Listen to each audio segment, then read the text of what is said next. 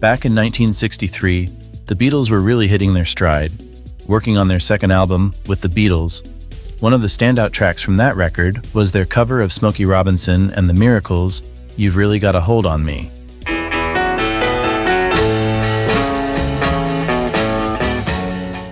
Even though the Beatles were known for writing their own hits, they had a knack for covering songs they loved, and this soulful Motown number was right up their alley.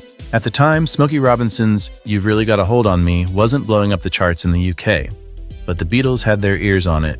Thanks to records being shipped over from the States, the Beatles and other musicians in Liverpool were getting hip to the American R&B and Motown sound.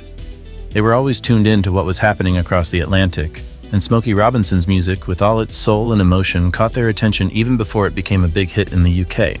I don't like you, but I love you. The Beatles' take on "You Really Got a Hold on Me" is a great example of how they could blend their sound with someone else's song. John Lennon took the lead vocals, and George Harrison and Paul McCartney jumped in with their harmonies, Seems that I'm always giving the song that smooth, layered sound the Beatles were becoming known for. There's something gritty and real about Lennon's delivery, which made it stand out from Smokey's version while still capturing the emotion of the original. McCartney once said that the Beatles didn't always try to be cool, and that was one of their strengths.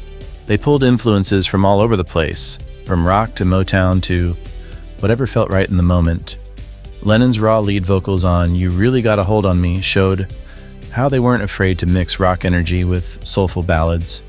And it worked. The Beatles' version of "You Really Got a Hold on Me" is a cool blend of their sound and Smokey Robinson's Motown vibe. They didn't just copy the song, they brought their own flavor to it. That was one of the things that made the Beatles special early on. They had a way of taking songs they loved and making them their own, whether it was rock, R&B, or whatever else inspired them.